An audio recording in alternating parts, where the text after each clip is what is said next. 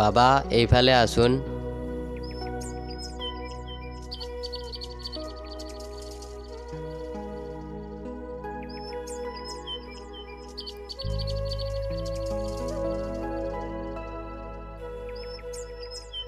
বাবা তোক এটা কথা ক'ব বিচাৰিছোঁ। কি কথা দেউতা? চা বাবা, যিহেতু তই আগতকৈ সুস্থ হৈছ, মই তোক সখীৰ ঘৰলৈ পঠাম বুলি ভাবিছোঁ। কিয় দেউতা? কিয় মানে তই ইয়াত থাকিলে আৰু বিপদ হ'ব বুলি মোৰ ভয় লাগে অ'। বিপদ হ'বলৈনো কি আছে দেউতা? হৈ যোৱাটোতো হ'লেই। এৰা, আগলৈ একো বিপদ নহওক বুলিয়ে তোক মই সখীৰ ঘৰলৈ পঠাব বিচাৰিছোঁ। তই সুস্থ হোৱা বুলি জানি সিহঁতে যদি তোক আকৌ কিবা কৰে।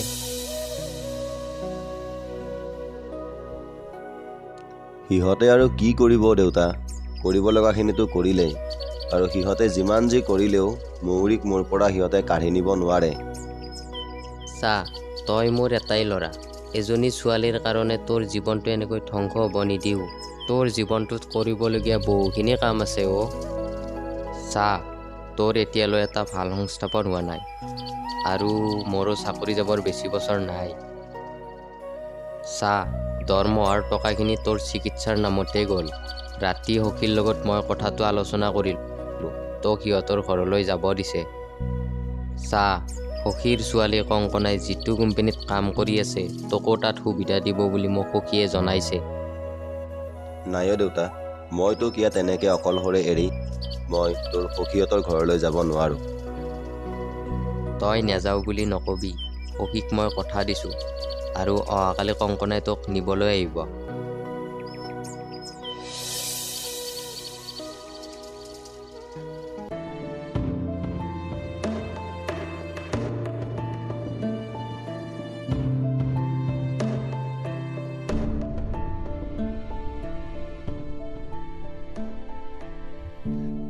মই বাৰু মনৰ লগত কিয় এনেকুৱা কৰিলোঁ? মাত্ৰ কেইটামান টকাৰ লোভত নিস্বাৰ্থ বন্ধু এজনক মৃত্যুৰ মুখলৈ ঠেলি দিলোঁ। কিয় মই সিহঁতৰ ভালপোৱাত আঘাত সানিলোঁ? কিয়? নাই, মই মনৰ ওচৰত ক্ষমা বিচাৰিবই লাগিব।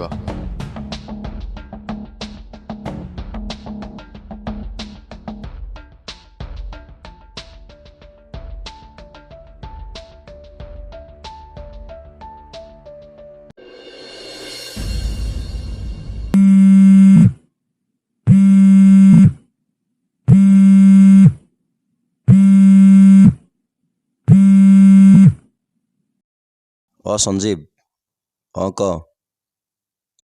নাই ঘৰতে আছোঁ। তাকেই, এতিয়া কথাবিলাক ভাবি আছোঁ ৰচোন, কি কৰোঁ। দেউতাইতো যাবলৈ কৈয়ে আছে, কিন্তু এতিয়া তয়ে কচোন, ঘৰখন এৰি এনেকৈ যাবলৈ অলপ অসুবিধা হয় ন। তাকেও, মই ভাবিছিলোঁ ঘৰতে থাকি ইয়াৰ পৰাই ব্যৱসায় আৰম্ভ কৰোঁ, কিন্তু নাই, দেউতাইতো কথাই নুশুনে।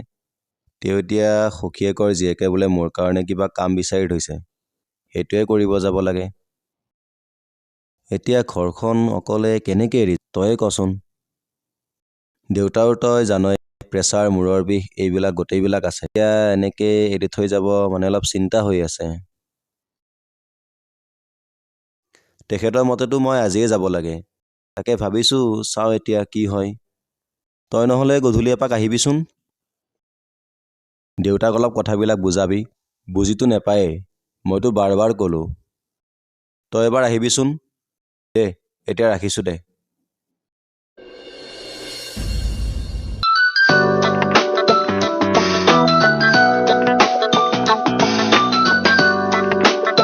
সখী কওক। হয় নেকি? ঠিক আছে, মই ইয়াক আবেলি পঠাই দিম। ঠিক আছে সখী। মন এইফালে আছোন।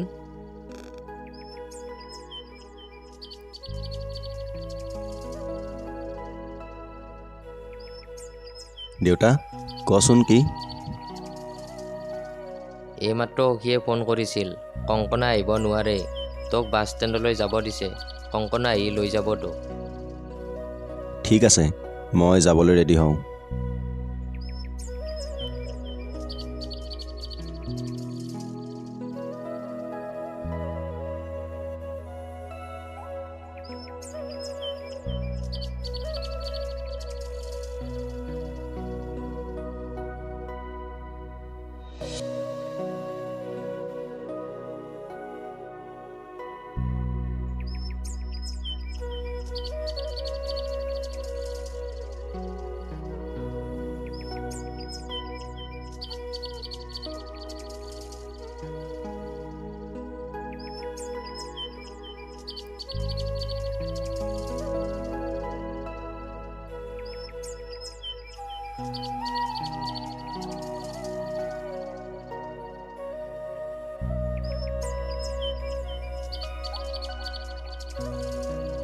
যা শুন, ভালকৈ থাকিবি।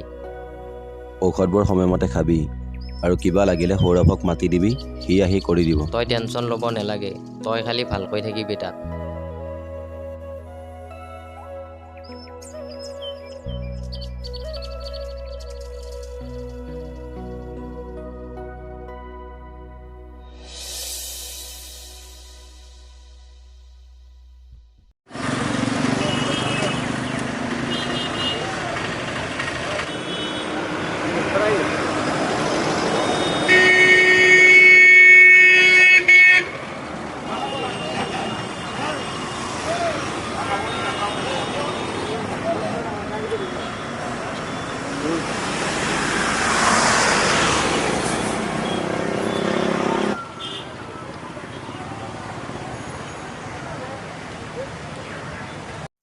দেউতাকৰ কথামতেই মন সখীয়েকৰ ঘৰলৈ গ'ল আৰু খোজ দিলে অন্য এখন ৰঙীন পৃথিৱীত। ইয়াৰ পৰাই আৰম্ভ হ'ল মনৰ জীৱনৰ এক ৰঙীন অধ্যায়।